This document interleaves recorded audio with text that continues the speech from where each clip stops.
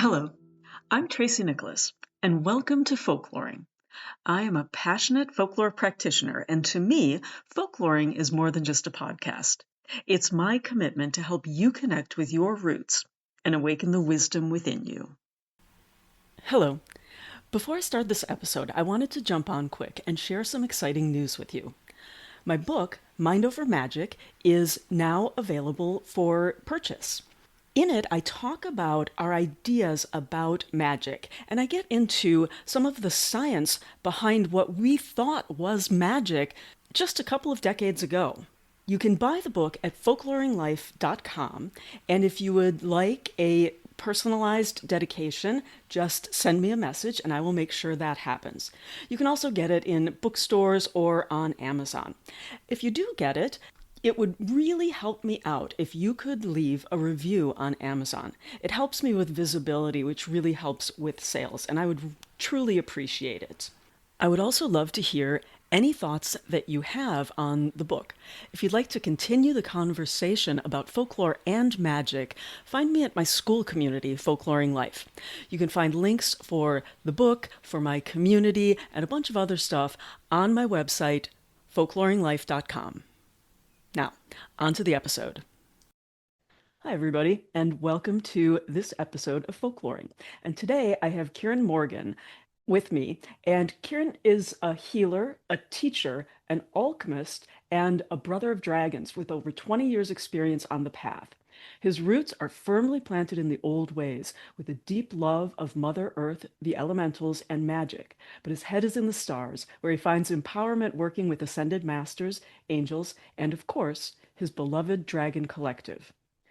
For the last decade, he's offered his work around the UK and Europe, being a guest reader and regular workshop facilitator at the College of Psychic Studies in London. He's also the master and founder of Pendragon Reiki, an energetic healing system that uses dragon energy for healing and protection. Welcome, Kieron. Thank you for being here today.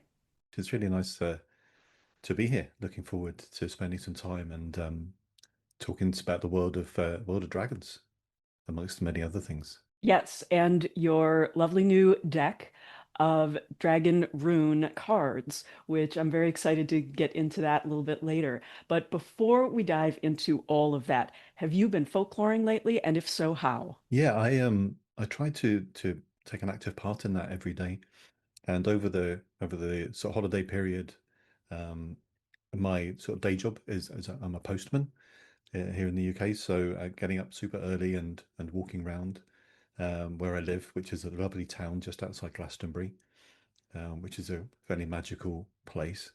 And so I try to really consciously be aware of my surroundings, be aware of the changing of the seasons, the cold of the air. It's very cold here at the moment. Not kind of Chicago cold, but it's pretty cold. We had a bit of snow and stuff, so I've been very conscious of the sunrise and the sunset. I take my dog for a walk late at night before we go to bed, and the position of the stars and the phases of the moon.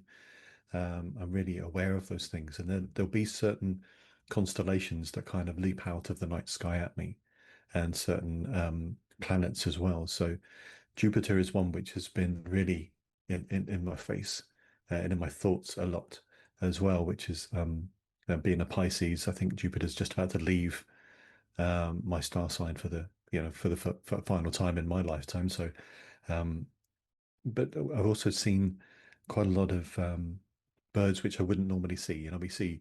We see crows and magpies and blackbirds every day, but I've been seeing a wren, which has kind of been following me around, which is lovely. And so I've looked that up and see what that means, and that's kind of keep going, and things will ease and move on and move forwards, and so that's really lovely. And I'm quite aware astrologically that there's a kind of shift of like a 3-year challenging pattern which Pisces have been in, which is coming to an end sort of February, March time. So I'm looking forward to a bit more brightness in the sky and a bit more light, because it's been quite a challenging time.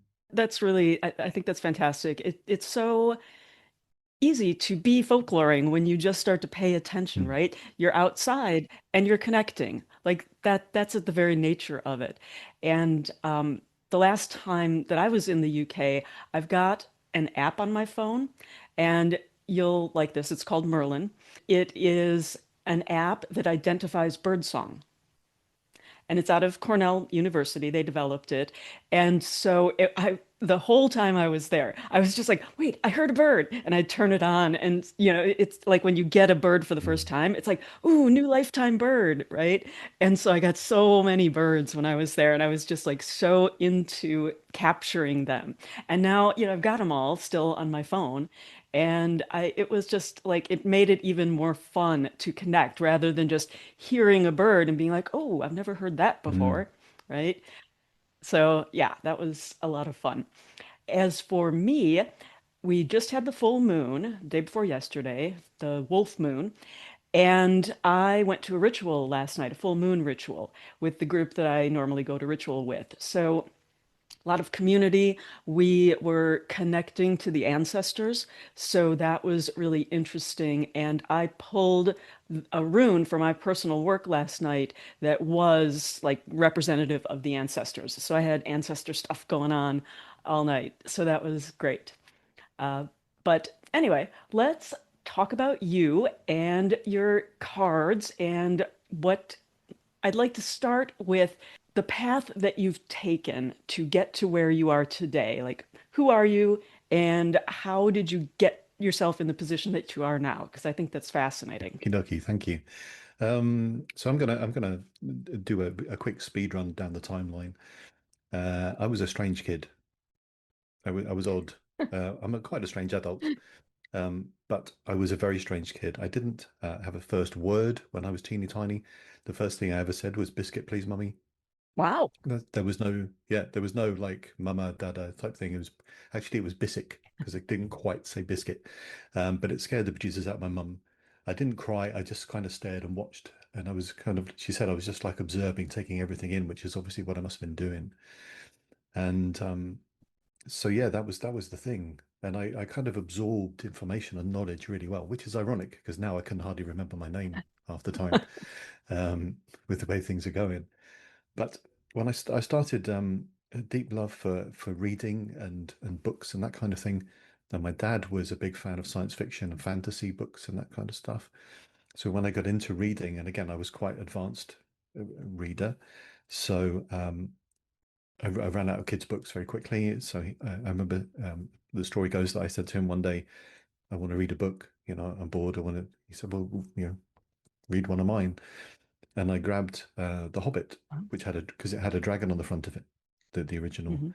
Smaug, and so I read that, and about 3 or 4 days later, I gave it to him. I went, "I've finished that one." He went, "Don't be ridiculous. You're 6 years old. You can't have finished The Hobbit already, and you can't have understood it." And I told him the story, and he kind of went, "Okay, try this one, try that one." So I kind of read um, voraciously when I was a kid, and I loved stories about dragons and fantasy and elves and dwarves and all that whole world. I grew up in a boarding house in a school, so the house itself was built in the early 18th century, but there'd been a house on the site all the way back to Doomsday, all the way to the 13th and 14th centuries. So it was a big manor house in the middle of nowhere, in the middle of a forest, looking out over the Surrey Hills, looking out over the South Downs.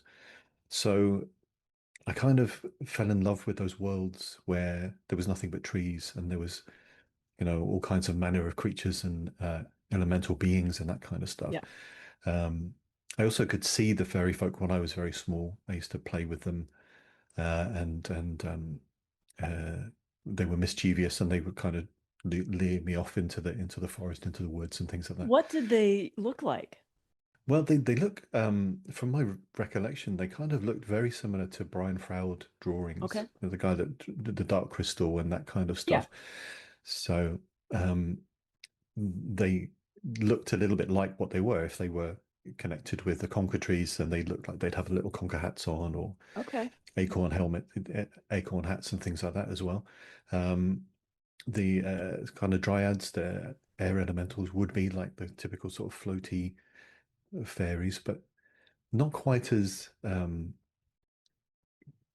I don't know, perfect or prissy as the kind of flower fairies, but something a little bit more sort of having that little shadow side as well. Hmm. Something, that you knew that underneath all of the lovely light and fairy, if you annoyed them and pissed them off, then they were gonna reap some retribution. It wasn't all love and light and rainbows and unicorns. Right. Um, so yeah, the the place where I was and the books and everything, but I would read lots of these books, and for the most part, the dragon is kind of the negative character, the sort of anti-hero or something that everyone aims to defeat, or and that kind of thing. And it didn't make a lot of sense to me because it didn't feel that that was right. For some, I don't know why, but because all the evidence was to the contrary, that every dragon was a bit of a git, Yeah. and everyone should defeat them. But when I was a kid, I don't know, I think I was about 12 when the Neverending Story came out, the film, and there was a dragon in there called Falcor, the Luck Dragon, who was like a big Labrador, Yeah. and he's very kind, very generous, and very funny, and very quite silly, and laughed a lot. And I watched that, completely in awe of it, and I was going, that's what I think a dragon should be. I don't believe that they're nasty and angry all the time like Smaug was. Hmm. Um, so over the time, interestingly, when that all kind of fell by the wayside, and I became a sort of standard kid playing football and video games, that all kind of disappeared for a while. But in my mid-20s, my dad passed, and my whole life got sort of stuck in a snow globe, turned upside down, shaken a lot, and I ended up in a very different space. And I was very lost and very confused about what was going on in the world. And I went to see my sister actually convinced me to go and see a friend of ours, mum, who did tarot readings and that kind of thing. Hmm. And the reading itself was grand, but it was nothing hugely earth shattering. But at the end of it, she said, "Oh, I'm working with this guy, and we're doing a course on the old gods and Merlin the magician and that kind of thing. Why don't you come along? Because I know you like the idea of magic and the magicians and Merlin and that kind of stuff. I've got Welsh heritage as well, so um, I always kind of had that fascination with that world and the dragon on the flag, and again twisting me towards dragons not being angry and grumpy Right. all the time, but proud and lovely and marvelous. And I went to this course, and it was a series of weekends over a whole year, learning about the old gods, learning about the old ways, and everything kind of made a lot of sense to me. The Celtic Wheel of the Year made much more sense to me, and still makes much more sense to me than the kind of Julian calendar. The turning of the seasons, that kind of stuff. So I still follow that now, Okay. more or less, and feel much more attuned and connected to that world. So New Year's Eve that we've just had last week isn't my New Year's Eve at all. Yeah. Samhain, or the Halloween, is my New Year, and that energetically feels right to me. Well, I think the Wheel of the Year just makes a lot of sense because it is tied to what is happening around us, right? In the Northern Hemisphere. It sort of follows, there are harvest kind of festivals at harvest time. And it makes a lot of sense because it was designed that way, you know? It was Mm. based on some older, festivals, at least the equinoxes and the solstices were, but it ties to what's happening in nature. And it was thought through instead of just let's cut up the year into, these 12 chunks. And like they don't, it doesn't seem like a lot of what's going on has to do with what's happening around us. So it is Mm. a disconnect when, we're following the regular calendar. So it makes a lot of sense to me. And I definitely do that. The before the full moon ritual that I was at last night, it was a solstice ritual. And that was really, Mm. what I celebrated. And it's like, of course, Christmas, it has memories for me when I was growing up and things like that. But I don't feel as connected. Yeah, and I think the full moons, the 13 full moons of the year, the divine feminine energy, the connection to Mother Earth, when that was kind of taken and usurped and the power taken away by the sort of patriarchal church, then they were trying desperately to disconnect people from that. So cutting the year up in a different way helps to disconnect people from one belief system and reconnect them to something else. So yeah, which is a shame, but people have a. I think it's kind of the duty of the people that are coming in to try and put their stamp on something to change things Right. around. I used to get quite annoyed and frustrated and upset with people for messing around with stuff, but we have a choice. We're lucky enough, we're free enough in our countries to, so far at the moment, to have a to have a choice about our belief systems and the way that we see the world. And so it's nice to follow something for me that personally that makes more Yeah, sense absolutely. and feels more comfortable. Absolutely. Yeah, And absolutely. I think I find a lot of people who come to their spirituality do come to it through nature and through connecting. And Mm, like, we were talking about earlier, it's you have to be in the season you're in. And it's not just the cold, right? And the short days. It's the light is coming at us from a very different angle. And it's like our rhythms are off because we're expected to get up before it's light out and go to bed long after it gets dark and just continue to function just like we would when it would be light during all of those hours.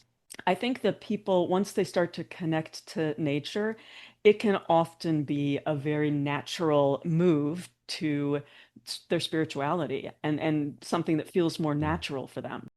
Yeah, absolutely. And there were times in my life where I had a very difficult time. I talked about having a nervous breakdown or two, but I don't call them breakdowns. No, I call them breakthroughs because it was definitely a shift of Mhm. consciousness as much as anything else. And the first one, um, I spent a lot of time in the forest. I couldn't really deal with people. I couldn't really talk to people very much at all. But I went out into the woods every day, and there was a little herd of deer that kind of would let me hang around near Mhm. them. Um, so I followed them around for about 6, 8 weeks. And one of the most incredible experiences of my life was when the sort of the matriarch of this little troop let me put my hand on her brow. Oh, that's amazing. Um, yeah, it was. I mean, it's like a film's thing. It was like Toothless and the in the How to Train Your Dragon. I just put my hand out. She just rested her head just for a second, and then scooted back up into the woods. But there was such a transfer of energy and love and Mhm. care in that, and it wasn't just the sort of the birds and the animals, but the trees themselves. I would sit in a chestnut tree for hours and hours and Mhm. hours, feeling sort of encapsulated and surrounded and enshrouded and healed by this tree.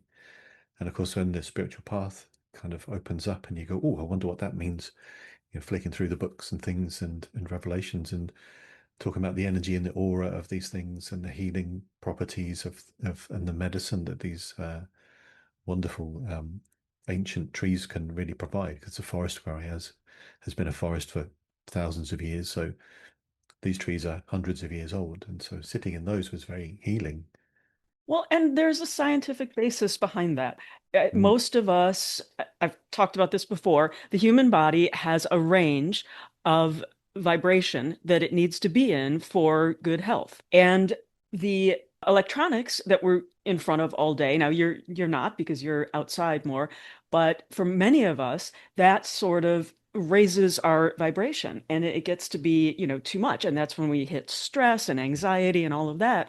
And when you go out into nature, trees and other plants have much lower vibration, as does the earth. And so it helps pull you mm, back down. And so those aren't just symbolism or visualization, that's a very real effect on your body. And so I think that may be one of the reasons why people do find spirituality in nature. But then, mm, they get super excited about it and it's like somebody who starts working out and they eat less meat and they cut alcohol and sugar out and they feel great. And then they want to, evangelize. And so people get excited about feeling better in nature and they get and other people are like, oh, come on, that's silly. But it's a real thing. Yeah, and the forests themselves emit, these chemical compounds which actually, heal us. And when you look at the logic of it, it makes absolute sense. There's a big revelation a few years ago that sitting in cold water made us feel better, helped to heal our bodies rather than hot water. And everyone went, wow, that's amazing. And I went, well, obviously, because up until the Romans, which is only, 15, 1600 years ago or 2000 years ago, for the previous however many tens of thousands of years there's been humans, we would sit in cold water. There's very few of us that would sit in hot water. So of course our bodies are going to evolve and adapt to help utilize what's around us, to heal from that, to work with it in a positive way. I haven't gone into a swimming pool in a very long time because of the chemicals, but I remember, like when I was a little kid, you'd get in the pool and it'd be so cold. Even if it was a heated pool, it'd still be like freezing. And then within under a minute, you would completely acclimate to it. And it would be totally, and you'd be like, why did I think that was cold? So I think it's just an expectation. And it's the same with hot water. If it's the water's too hot, you're like, oh my God. And then you get used to it. And so, Mm. but yeah, I mean, it just, we have an expectation that warm baths should feel good and cold baths do not. But I don't know that Mm. that's really true if you just give your body a chance to get there. Yeah, absolutely. My wife does open water swimming, and so she would go into the ocean and into the lakes in Wales when we used to go, and it would be 4 or 5 degrees, the water temperature, and she'd be fine, just a swimming costume, no um, thermals or no skin suit or anything. She'd just wander in, swim around for 20 minutes, wander back out, have a cup of tea, and Just to be clear, you since know, about 70% of my listeners are from North America, that would be 3 degrees Celsius. yeah, yeah, absolutely, yes, yeah, yeah. It's a big Yeah, difference, but it's still pretty that chilly. is, that's chilly. And one of my favorite photos of her is she's waving at me from this beautiful lake in North Wales with a view of mountains behind which are covered in snow. Oh. And she's just got a little bobble hat on, smiling and waving.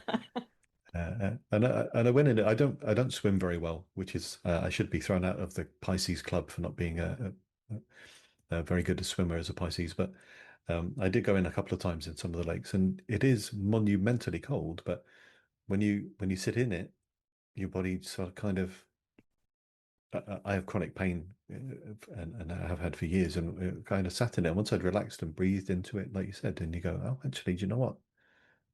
This is the pain is diminished quite considerably, and I feel pretty good, and it's quite nice. And once I got over the fear of drowning, then everything was good. Yeah, I was when I was 14, I saw the ocean for the first time.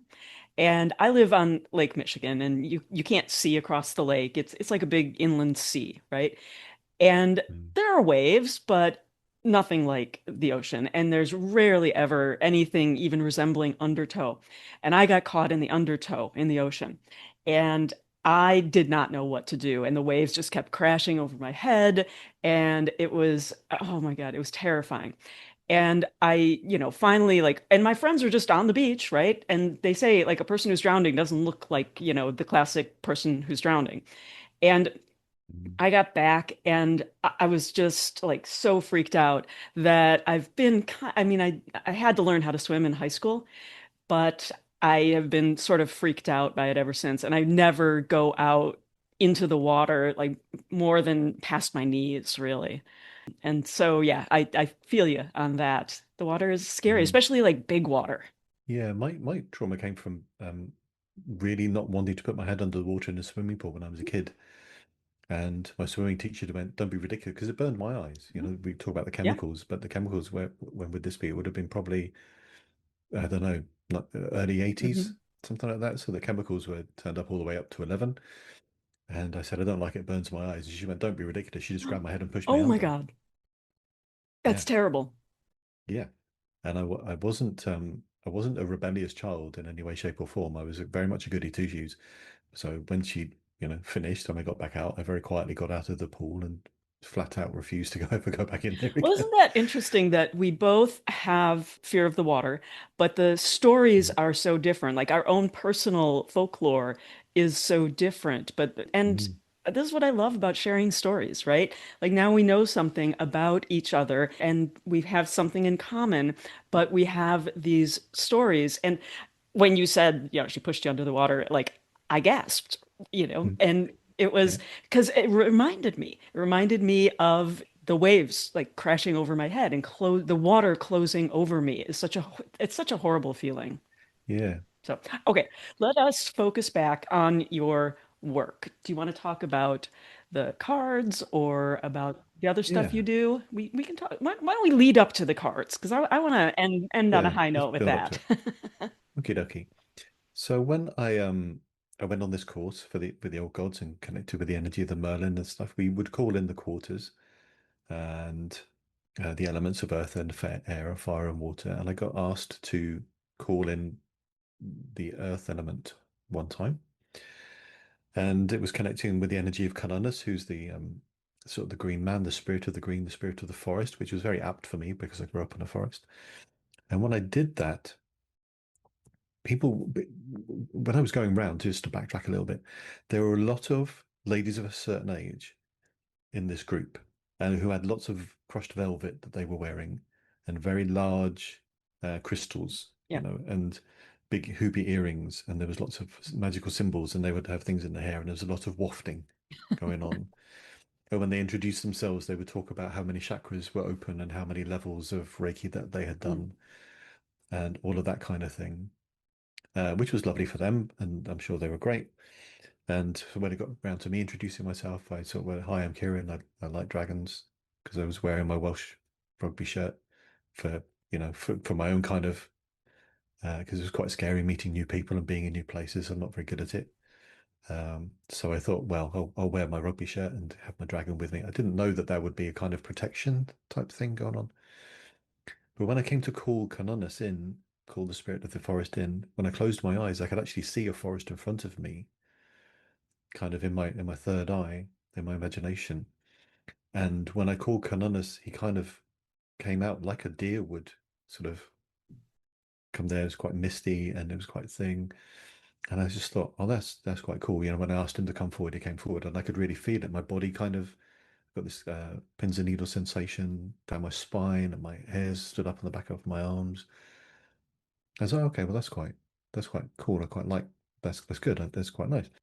And we finished at the end of the day, and the guy that was running the course, who ended up being my mentor and my teacher, he kind of went, "So what you just did that's magic." Yep.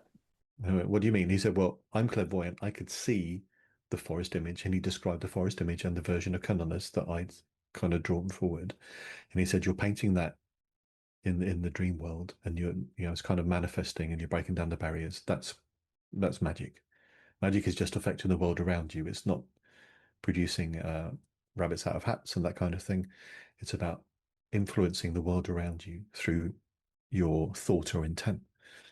I was okay. Well, I like that. And then he said, "Yeah." After a while, we were doing the course, and after a while, he said, "I'm doing this other course. If you'd like to come." I said, "Well, I don't have a lot of money." He said, "Well, come and help me put the chairs out, make the teas for people, and then you can come to the course for free." And we did that for a while, and I ended up being apprenticed to him for about 10, 12 years. Then we ended up working together, running workshops and that kind of thing. And I found this deep love of Merlin the magician, who revealed himself after one of these things to be my sort of father in spirit, my guide, my magical mentor, and a great love of spell singing. Mm. Spell singing is using sounds and songs and intoning tones and that kind of thing to sort of energize the thing that you would be doing to create. So um, if you look at the kind of Lord of the Rings uh, ideas of magic, when Gandalf sort of, you shall not pass and that kind of thing, there's this magical voice, this magical tone, which it is a magical thing. this magical That's voice. so interesting. Okay, I'm kind of freaking out here because one of my guides, my main guide, his name is Arthur. And one of the primary ways that I get messages is through basically earworms. So a song will be screaming in my brain, and I'll have to be like, is that just a regular earworm because it's a TikTok trend right now? Or is that really something? And a lot of times it has nothing to do with anything I've been listening to or anything like that. So I find it like fascinating that you have that musical kind of connection to Merlin, and I have a Mm. musical connection to Arthur. And it's one of those things. It does exactly the same thing. My favorite of all time anecdote about that was when I my now wife and I went on our first date up on the hill where I used to live. We went for a walk in the forest for the day, and we got to the end of the thing, and in this forest, in this car park, I felt very nervous and quite, overawed and everything. But I really wanted to kiss her, but I didn't really know what to do, so I kind of messed that up because I went in for a kiss and then kissed her on the cheek, which was all a bit very embarrassing for me because I was very self-conscious. I've been on my own for a very long time, and she kind of, bless her, she kind of laughed and gave me a kind of proper kiss. And we had a little chat, and we were driving off. She drove off, and when I turned the radio on the car, the lyrics of the song that was playing said, "I believe in magic. I believe in your kiss." That's great. And it was a new song I hadn't heard Oh, before, wow. and it absolutely epitomized that moment, you know. And the rest of the song just kind of embodied everything that was that hope, that dreams, that wish that I had that something would happen, and this relationship that was just kind of starting would really turn into something, which it did, and we've been married coming up 4 years now. Well, and a So, lot of magic is paying attention, right? And mm, overriding that natural, is this in my head? Am I making this up? From a folklore perspective, it doesn't matter if something is real or not. It matters what people yeah. believe and why they believe it.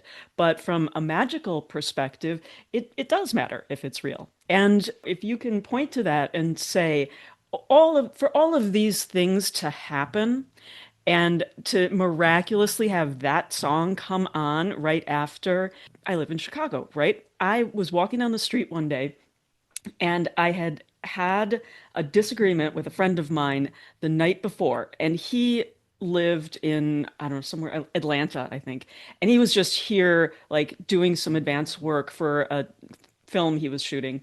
And I remember I was in a meeting and I walked out of the meeting. I walked out of my building. And normally I wouldn't have walked out of the building. I would have gone down. There was a basement garage. But I had gotten a phone call and I wouldn't get reception down there. And it was my client. So I'm standing out in front of the building talking. And lo and behold, this friend of mine comes strolling by down just a random street in Chicago, was nowhere near where he was staying. It was like on the other side of the downtown area. And he had just randomly decided to go to a store that was, like I was between, where he was staying, where the store was, to buy some pants or something.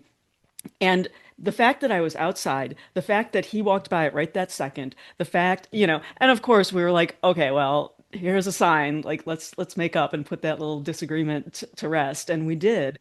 But Mm. it's like the odds against that happening were so massive that it's like, okay, well, there was some sort of energy at play, whether it was us, attracting each other, so he walked a certain path and I walked outside instead of ignoring the call. Who knows? But I love stories like that. Mm. Yeah, and again, to sort of circle back to the science of things, if you take the statistical probability of something like that happening, the proximity of you to them, the number of people in the place you are, the distance between you, the chance that if you would walk down the road at a certain time, that the other person would be there at that time. Statistically, the chances of those things happening are astronomically small. So you must get to the point where you would go, well, there has to be some kind of outside influence on that to shorten those odds, because otherwise, Well, you and know, for me, it's yeah, just a that complete that blanket. turns me back to quantum game theory and quantum entanglements. And I don't want to get all into that right now, but there are real connections when we have interactions with people. And we've known about this since the 30s. Like, this is part of quantum physics, and Einstein was talking about this. What did he call it? Spooky action at a distance. And so Mm. we've known about this for, 100 years. And there are real physical connections between people and objects and plants and everything that exist on the quantum level. So, it may well have been that because we were both, had this fight on our minds and we were thinking about each other and feeling bad about being in a disagreement, that we did find our way toward each other and went down a different path than we might have otherwise, or whatever. And so there is good science behind it. We don't understand all of it yet. There's a lot we don't understand. But when people talk about, oh, you have to cut energetic ties with someone if they're, not good for you, that's a real thing. That's not a woo-woo thing. Now, I think that just thinking about it and imagining a big pair of scissors cutting this, like glowing cord, that's something else, right? And if you want to use that symbolism, more power to you. I'm not going to tell anybody, but I think that there are other ways that the science supports to do that sort of thing. Like, Mm. strengthen your attachments, your entanglements to the people around you. Make those stronger and other ones will fall away. So I think there is good science for it. But anyway. Yeah, and there's lots of that. And what I really love, I come from a kind of sciencey background. My dad was a science teacher. I did a half a degree in chemistry back in the day when I was a kid. Didn't finish it, but enough of that information got stuck in my brain somewhere for it to be part of what I work on now because I love the science behind spirituality. And there's a lot of truth in it. And the thing that makes me laugh is that people say, "Oh, well, science says that this is nonsense," but all of science has proven to itself that a lot of the beliefs that they say concretely, this is the truth, 10, 15, 20, 100 years down the line is proven not to be right. Exactly. They are theoretical physicists, they are theoretical quantum um, mechanists. Right. It's a theory. We have our theories on spirituality.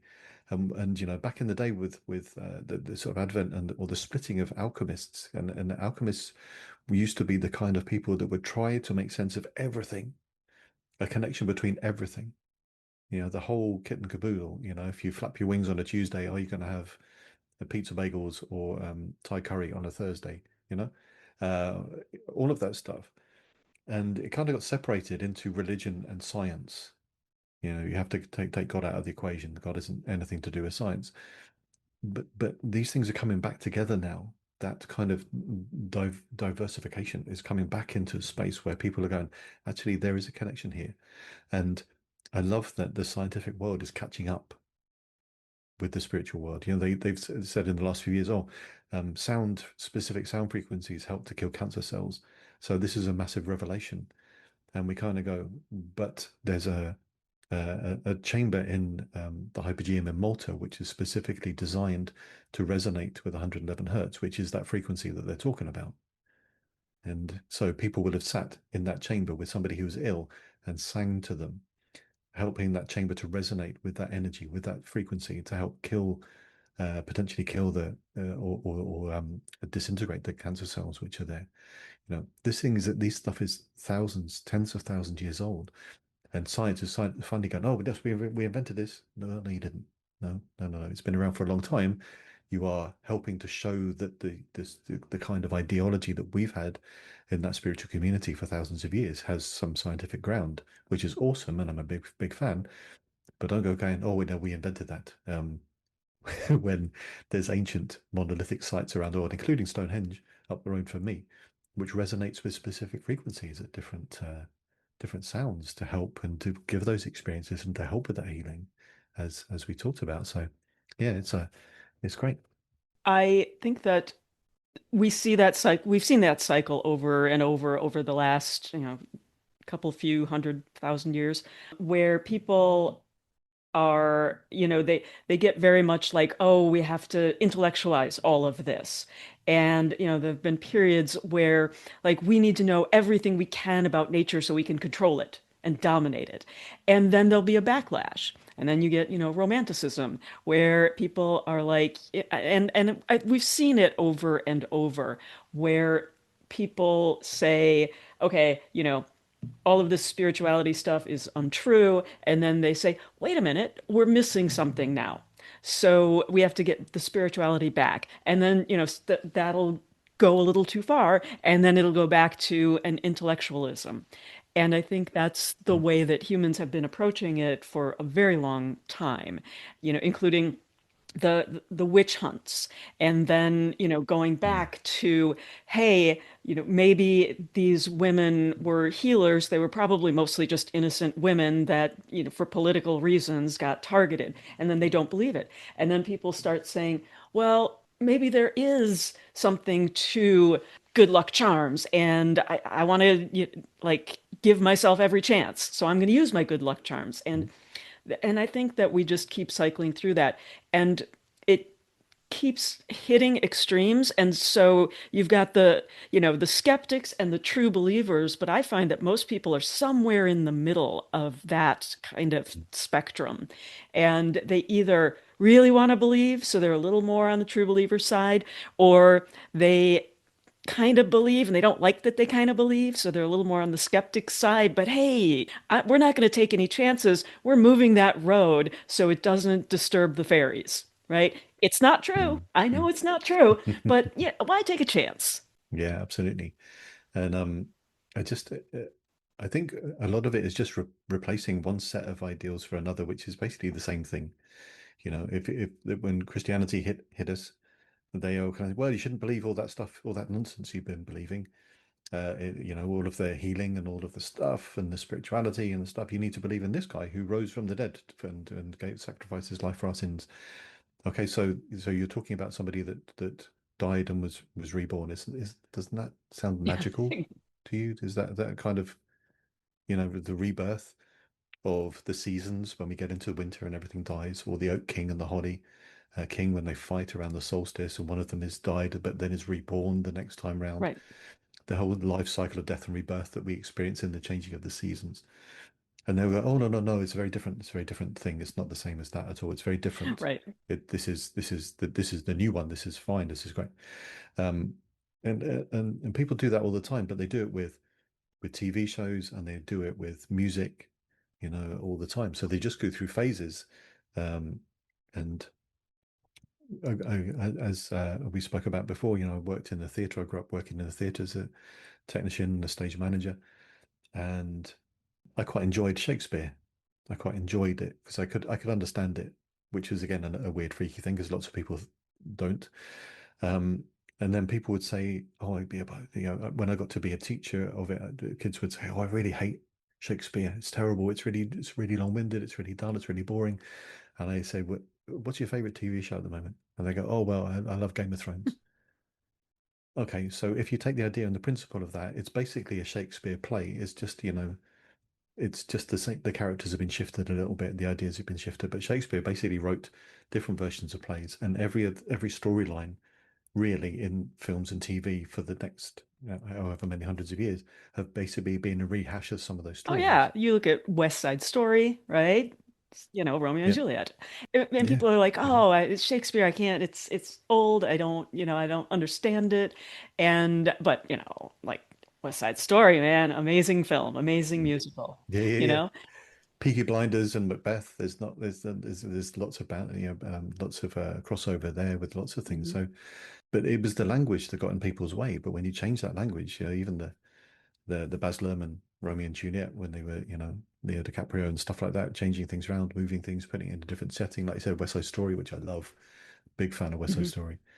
And I remember kind of falling off my perch a little bit when Dad went, "Well, it's just Romeo and Juliet." And I was like, "What now? What? What? No, no, no, no. It's very different. It's very different. No, it's Romeo and Juliet." And I'd thought about it for a while, but oh crap, yeah, it is. It really is Romeo and I Juliet. had to laugh when the movie Chirac came out, which was about Chicago, right? And it was about, and everyone's like, "Oh, Chicago's such a terrible place. Look at that, all these gangs fighting and stuff." And I'm like, um, that's Lysistrata. That's that play. They just redid that play, and it's about, Mm. war. It's about men at war and the women trying to get them to stop. That's the point of it. It's like this is not like some story they're telling about current conditions in Chicago. So I had to laugh because people just, Mm. I mean, I have a theater background too, so I know a lot more plays than most people.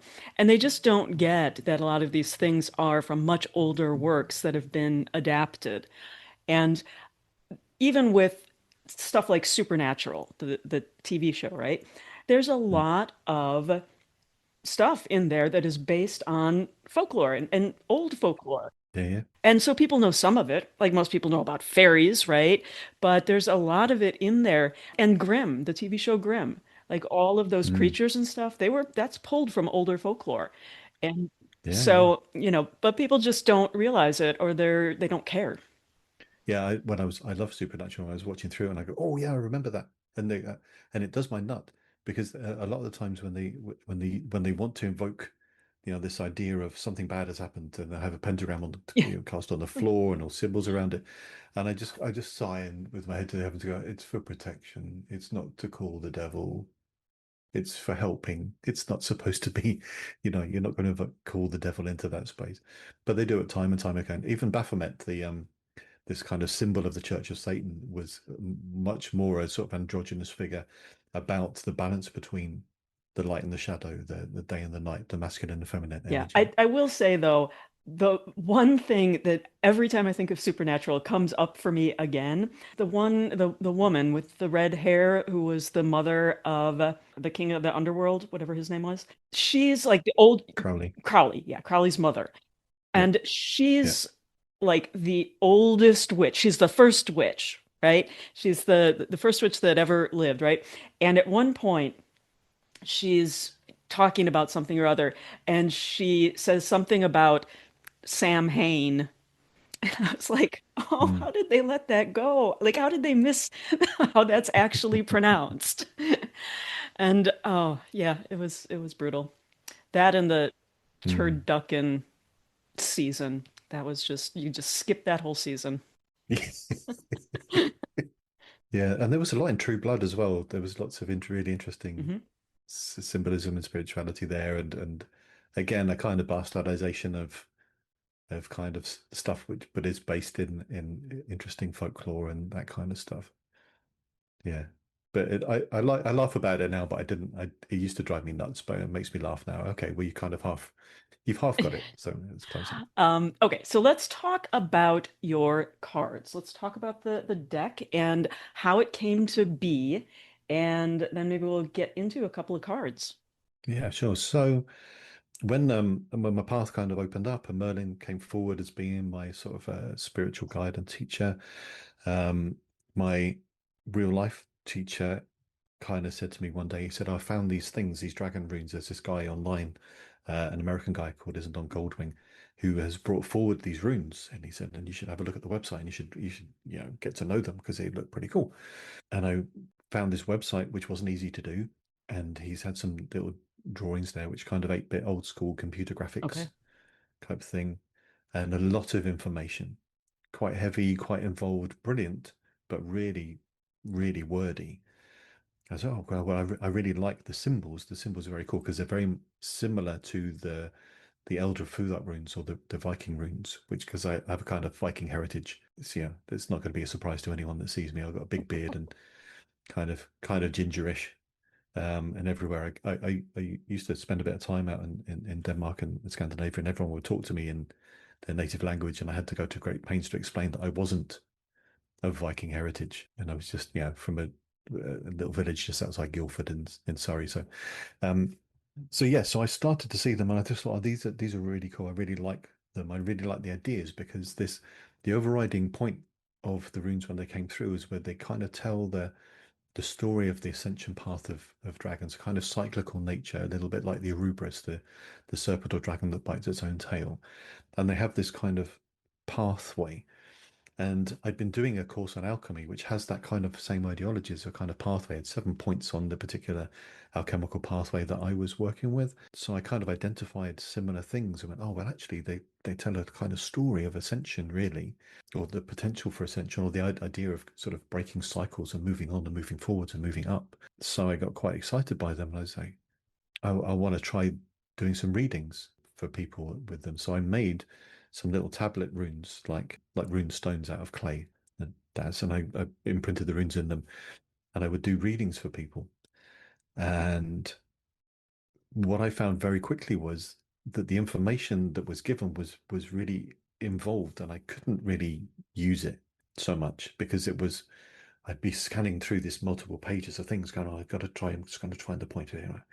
And I got asked to potentially do a reading for the head of the Psychic Studies, College of Psychic Studies in London. And when I was doing the reading, I had all this paper everywhere. I looked like some kind of lunatic because I couldn't remember it all. I just couldn't. There's too much of it, so I couldn't remember it. And at the end of it, she said, well, the readings was good. It was really spot on. I really enjoyed it. But all this paper stuff, you got to get rid of that. You just got to get rid of it because you can't have people coming in and for you to be flicking through a notebook going, just wait for half an hour while I find this meaning. So I decided to move on to some cards, and I would put little bullet points on. So the real reason that the bullet points were on was for me to just activate that memory, that thought, just this is kind of where we're at, which was far more successful then and far easier because then once I found that trigger to access the information, then it's all there. And they're still on the cards today now. There's still those little bullet points. So it helps people to jump off from those points and access. There's something about my brain chemistry that goes, there's a bucket load of information behind it, but there's a little barrier and I need a little key to unlock that. Yeah, and I'll tell you, sometimes when I'm doing a reading, and I'm a big fan of Oracle decks, like sometimes I want the description that came with it, but sometimes I want to just intuitively say, what does this mean for me? And with a little jumping off point, with these bullet points that you have on the cards, I think that it gives a little bit of a direction. And even when I pull runes, it's like I'm not great at memorization, and so I don't have them all memorized yet. But if somebody who's like in the circle with me, or if I look in a book, if I'm alone, and I get like a little bit of a hint, I can go, okay, now I'm gonna interpret it. And I think it's good to have the more detailed description for those who want to dive Mm. into it and then get it in their brain, like you do. And then the little jumping off points can help you sort of do that interpretation. Because with any oracle, any divination, it's about your interpretation, right? Because you're going to interpret Yeah. it differently today than you will a year from now, because your life will be in a different place. You'll have different important things on your mind, that sort of thing. And so the interpretation is the most important. So you don't want to just read something that somebody else came up with, like back in the Mm. day. It's nice to be able to read it and understand it. But then what do you tie it to? What's your interpretation? And I think that these are so much fun because it's not the runes that we've seen before, right? These are all, Mm. different new runes. And so people don't have a lot of preconceived ideas on what they mean. And so that's what is exciting to me about this deck because it allows for a lot of space for you to be able to take it and use it, I think, as divination was meant to be used, which is a backdoor into your subconscious. Yeah, absolutely. And if you with I have this basis in the Viking traditions, and I love the mythology there, and I love the through that runes, as we said. So there are times when I refer to those because they make sense. Them being in the runes, they're drawn in there with some of them, and there's other symbols there. There's some of the symbols from the tatwas, from other things as well. And if you know those things, great. And if you can connect to them, super. One of my favorites is a symbol that looks very much like the British rail sign from the mid 1990s. But unless you lived in the UK in the mid 1990s, you won't know what the hell I'm talking about. So it won't make any sense to you. But somebody that does, I can go, okay, well, actually, because the card itself talks about the connection between who you are moving forwards and who you were moving backwards. And so that spiritual ideology of We need to know who we were before we can know who we are or who we will be. Makes a lot of sense. But that symbol kind of is epitomized by this quite niche, quite specific symbol. What's that one called? Oh, I'm trying to remember. Oh, isn't it amazing? And this is genuine. This is not just me going, oh, wow, I just happened to have it. That's the first card I picked up Okay. and All turned right. You're over. not going to believe this. So I've got my deck and I flipped it over so I could see the runes, the one that was the Mhm. first one. Same So, card. for those of Sure you done. listening, Yeah. yeah, we both had the same card at the top of the deck. That was the one he was just talking about. And this, you can see on the card, there's an arrow sort of pointing backwards, an arrow pointing forwards, and a connecting line between the two of them. And in the UK, it was this is the age of the train, and they would have these two trains going past, one left, one right, and then there would be a connection between the two. But in this particular card here, it talks about the connection between past lives. It talks about a time of quiet reflection and an influx of knowledge. And so, for many of us on the spiritual path, when we kind of awaken and get our idea that we've had other lifetimes when we've done this stuff before, and we get to the idea of maybe there being a soul archetype, as of repeating patterns through different lifetimes that we are. I'm a teacher. I've tried not to be a teacher because my dad was a teacher, and my mum worked in the school library, and my grandmother was a teacher on both sides, and my granddad was a lecturer eventually, and there are headmistresses and headmasters in my family line that go back Wow. many generations. My sister's a teacher, or was a teacher. She was an incredible primary school teacher. So I kind of consciously didn't want to be in that role. And I ended up, when I finished my theatre qualification, the only job I could get was in a school running a school theatre. And I ended up working in school theatre for 20 years, and by default ended up being a teacher. So if I take that soul archetype, then in the past lives that I was a teacher or somebody that passed information on, and once I accepted that and understood that and knew that that's what my path was, then I can move forwards and know and understand that I'm always going to do that because I'm that annoying guy. And it drove my wife nuts when we were out on dates. We went around zoos and things, and I'd be telling her about the animals and about the things and about the stuff. And she was like, I'm 40 years old. Why are you telling me this? I'm not a child. I can read the information that's there about the lemurs. I know about them. Why? And she was like, "Why are you trying to show off about the thing?" I said, I'm not showing off. I'm just Yeah. excited about these things, and I want to share that excitement because I think they're awesome, and I want to share those things with you. And once we kind of both got our head around the fact that that's what I was going to do, because I am genetic design and also kind of ancestral design and past life design a teacher, then we can okay, well that's what's going to happen. And now she just rolls her eyes and laughs at me. Well, and aren't you still doing that with with this deck, right? Yeah, yeah, Because yeah. this is something that was out there. It was on this obscure website, so it was hard to find and it was hard to understand and digest. And so you took it and said, I want people to be able to learn about this, and I want them to understand this cycle of dragons, and I want them to understand how, each of these cards is there's an intersection between where that person is in their life and where that card that they pull, like where those two come together in that moment. And so you made this accessible to people. You distilled it, you rewrote stuff to be in a very accessible, understandable format. And isn't that just another version of you teaching? Absolutely, yeah. And taking all that experience and, like you said, distilling it into something that people can understand. And one of the greatest gifts that my head of department taught me was you have to, if somebody doesn't understand what you're saying, as a teacher, you have to find a different way of saying it.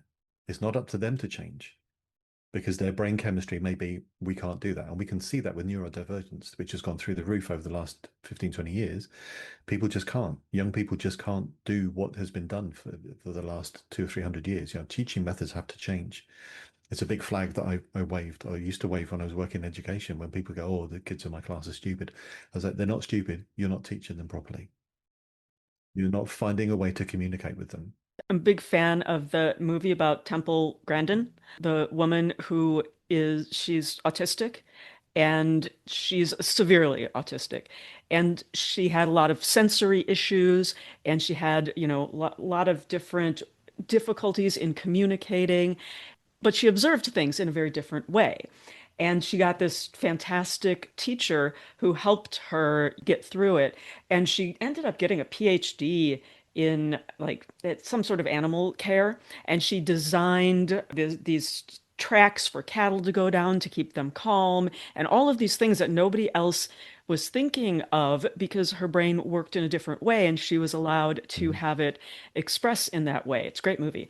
So I think that it's not that like how we were doing it was okay and now there's an explosion of neurodivergent people. We were ignoring and or punishing people for that. Mm. And so people were trying to mask it, they were trying to adapt, there was frustration, they were medicated in some cases, in a lot of cases, Mm. and all Mm. of these things that were like the kids who can sit still and pay attention and absorb facts to regurgitate get rewarded.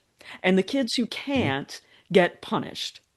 And I think that we just started to realize there's a lot of valuable ways to be and ways to think that help us in society as a whole because, Mm. and we've seen this throughout time. People who are different, they're labeled a changeling, right? If they looked different or acted different or had frustrations because they were being treated in a way that didn't work in their brain. And that was the explanation for it. And I mean, it's terrible. We've been historically terrible to people who are different and neurodivergent different. And Mm. we make up stories, I think, to justify that. And hundreds of years Mm. ago, maybe that story made sense. And I'm actually reading a book right now about this young man who was thought to be a changeling because he was different for a lot of reasons, and he was neurodivergent. And but the family kept him. They didn't like go off into the woods and everything, but they had all of these rules around what he could and couldn't do. And he couldn't, touch the chickens. And there's a whole big list of rules. And even though the family raised him and he was part of the family, he was still made to feel other. So, Yeah. all right, well let's Yeah. look back to the cards. And Mm. I don't know, maybe you wanna pull one or two or describe one or two and what they mean. Yeah, sure. Now, I can either do this for a purpose, or I can just do it randomly. So and just talk about them randomly rather than talking about something specific for you because you're the only person or the person that's around. Right. So if you want me to pull a card for you, then I'll pull a card for you. If you want me to just pull a card in general for anybody that's listening, or I need a kind of context really. I think maybe Right. um, Well, if that is makes it sense. is it difficult to just pull a general card for someone who's listening and maybe they'll hit it at the right time? If that's Yeah. hard to do, I can like I've got issues. I can ask you so many questions. No, it's all done. What I've pulled, I just pulled Weathan. Weathan is a card which kind of looks like a triangle with lines at the top and coming out the sides. Weathan is a card which is talks about clarity. Now there are this world of dragons that I talk about. Everything comes from and returns to what's called a fog dream or a chaos dream called Ratanan. And this is what is represented behind me on the video screen, this swirling mist, the dragon's breath. If you've seen Excalibur, the film, the dragon's breath is exuded and magic swirls and moves. The mists of Avalon is something that's very magical. It's kind of also as well the voidal space, the space between the worlds, or the space that was before the worlds, the breath of the sleeping mother that breathed everything to existence. There's lots of different versions of it. And the world of dragons then comes from that, and the dragons themselves kind of are brought into manifestation, but they don't know who they are, what they are, where they're going. And some of the different cards then represent that energy. And Weathan is one of the clans of dragons. It's there are 9 clans of dragons in the Dragon Rune deck, and one of the things I found really interesting when I was doing my research after I'd kind of got into them and started working with them was that in Chinese mythology there are 9 clans of dragons, and 9 is a very special magical number, which I didn't know. From the point of view of that, I did from numerology because we have the 3, 6, and 9, the maiden, the mother, and the crone. And again, if we get back to the science of things, Nikola Tesla is famous for I'm going to paraphrase and badly quote him, but he said, if you want to understand the mysteries of the universe, you must understand the magic of the numbers 3, 6, and 9. And no, he was different. He was a changeling, bless him.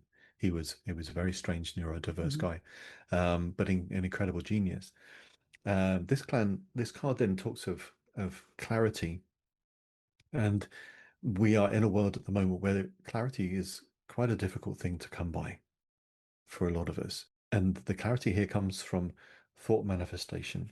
And again, we in lots of parts of the world, we're kind of being made to feel powerless as individuals. We can't change everything because the chaos is around us, and the chaos is in charge, and the chaos is, the president, or or the Putin, or the dictators in different countries. That kind of authoritarian chaos, and we can feel very powerless against that. But the thought manifestation, there's a phrase that says, for evil to win, good people must do nothing. But I'm going to change that. I say for the shadow to win, for the darkness to win, for that old world, that 3D world, that authoritarian, toxic masculinity, whatever it is, whose time is up now, into the 5D world, into the new world. For us to stay in that old way of thinking, all that we need to do is to believe that we can do nothing, to believe that we are powerless, to believe that we can't change things. Weathen is a card that talks about thought manifestation. It's about being the change you want to be in other people. It's about believing that we can change. If we believe that change is possible, if we believe that these authoritarian figures, these lunatics that are running the asylum now, can't be touched and they're they are in charge, then that's what's going to happen. But if we believe that we can change that by knowing and understanding ourselves, we can't necessarily change them or their thought processes or who they are or what they believe, but we can change ourselves. We can believe in certain things and different things ourselves. So Weathen very much talks about that. And one of the ways of working with that manifestation is using what Weathen as a card says as frozen stones, which is crystals. Oh, I was going to And the ask energy about of the that because crystal. I'm looking at my card and I was like, Yeah. what does frozen stones mean? Yeah, the frozen stones are crystals. So yeah, there's lots of ideology and thoughts around the different compositions of crystals, what makes something special, why they have the properties they have. There's also ideology around Atlantis and the fall of Atlantis, and the information from the kind of different versions of humanity in the Atlantean times or Lemurian times being stored in some of the striations in crystals. I've got a bit of clear quartz just here. I'll just show you, which is interesting. A frozen stone. This is a frozen stone, and we can see that there are striations in that. These lines that run and cut down through it. And the theory is in some of the Atlantean crystals that the information is all stored in there like a computer hard drive. Now, one of the interesting things is in the scientific world is that the scientists have just worked out a way of being able to store information on crystals, and they can store millions of times more information on a much smaller space in a crystal than they can do on the current microchip. Interesting. So this idea is coming kind of 360 full circle back into the idea of, well, what if they're right? What if there was a previous civilization? It could be the Atlanteans, could be whatever. And this crystal was part of a computer that was part of their mainframe computer. So what if there is information on there? What if there is, all kinds of things? The chemical composition of different crystals is interesting as well. So when we're drawn to a crystal, it may be that our body is kind of unconsciously or subconsciously needing that. Now, people will say that that's nonsense because they're crystals and they're solid and blah, blah, blah, blah, blah, blah, blah. But if you have a craving for something, your body needs it. If you have a craving for food, your body either needs that food or it has too much of it. Yeah, and I know that a lot of times if people have an undetected food sensitivity or allergy, they will crave that food. That's like something to pay attention to if you're craving the same food over and over again. Yeah. And yeah, so if you have a deficiency and you crave a food, once that's resolved, you stop craving it. But if you Mm. continue to, crave a food over a long period of time, then it's something to pay attention to because then you Yeah, have like absolutely. too much and you need to. Yeah, for me, it's been chocolate quite a lot over the last few years, and it's only recently that I read up and discovered that one of the sort of indicators for dark chocolate, especially, is your body needing magnesium because it craves that. So I've been taking magnesium supplements, and therefore I don't need to eat my own body weight in chocolate. Yeah, I end up making, I do a whipped body butter with magnesium oil in it. Because I don't like taking supplements. I think they put a lot Mm. of other junk in there that I don't like. And it's super easy to make. You get your stick blender and a couple of ingredients and whip it up. But I also would do Epsom salt baths. But my cravings were not. I mean, I like chocolate and I, like I think I crave the sugar, which is addictive. My craving, which has always been my whole life, has been terrible, has been potato chips. Right? One of my biggest weaknesses. I discovered within the past 2 weeks that I have been sort of very low grade reacting to like nightshade, vegetables, fruits and vegetables in the nightshade Mm. family. Mm. And three of my like top favorite things are eggplant, potatoes, and tomatoes. And Mm. I was just like, and I got rid of those and like creaky joints. I was inflamed. It was a shocking difference. So it can go one Mm. way or the other. But yeah, if you're having a craving, something needs to be paid attention to. Yeah, absolutely.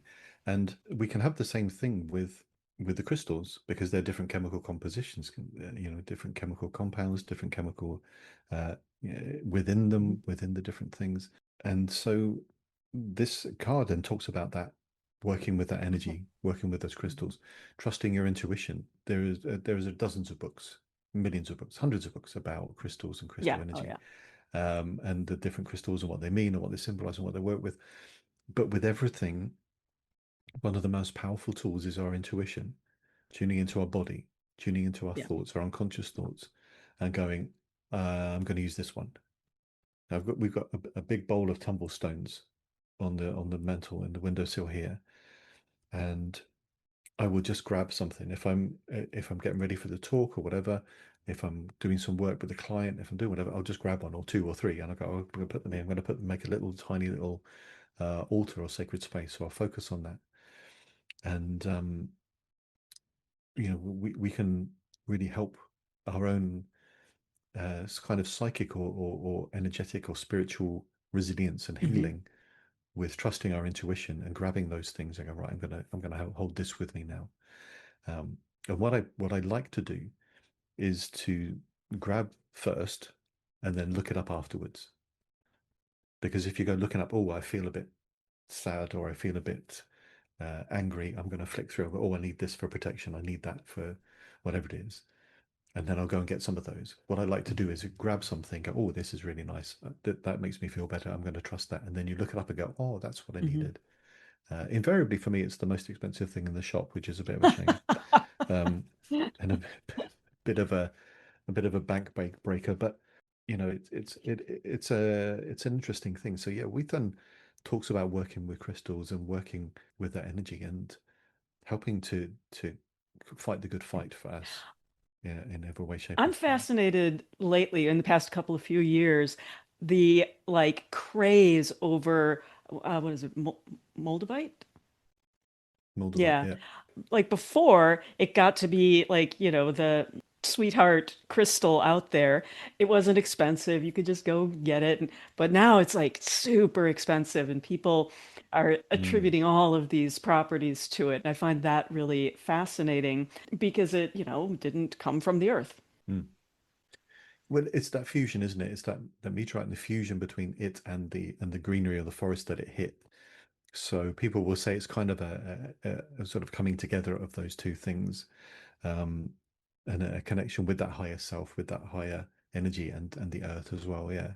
Um, but yeah, it was a big trend to have the biggest piece of moldavite possible. And some of these ladies that I spoke about back in the day, that would have us, the certain symbols and the amount of crushed velvet they would have, and it would be a competition to see who could have the biggest piece of moldavite stuck around their neck. So bad that these ladies are 70, 80 years old. They could hardly lift their own heads up naturally anyway, let alone with this massive pieces of thing. I've just pulled another. I was just going to say, I've just pulled another card because I kind of had you in mind, but not really, nothing specific. And it's really interesting because the card that came up is Takaya. Takaya, kind of, sort of, if you squint your eyes and have one eye shut and on a wing and a prayer, looks like a dragon flying, with his wings out, right, a little bit, quite like a kid's drawing of it. But Takaya talks of a cloud cycle, the cycles of nature and the wheel of the year. Now, we've spoken quite a lot about the wheel of the year and it making more sense to us and our circadian rhythms as humans making more sense. Um, and I think again we were talking about drawing these cards for everybody who's listening and out there in the world. Hopefully, many people, lots and lots. We spoke about it making more sense and our own bodies feeling more natural and more Right. comfortable following the natural way the seasons go rather than being told what to do. The breaking down of linear time or the Gregorian calendar. I remember vividly a few years back my wife saying at the end of the new year, she said, "I don't want to be tied down by time. I don't want to be constrained by the Julian calendar. I don't want to be told what to do by the patriarchy." And she hasn't known what day it is since, to be honest, which is really funny. It's not great for your typical 9 to 5 job, but it is really good for your own body chemistry. It's really good for your own natural cycles, for your own peace of mind. And again, that's something so many people are struggling with mental health, with that personal happiness, that listening, watching, looking up, look at this the cycles of the sun and the moon. And one of the things I say to people all the time, the next time it's raining, don't run away from the rain.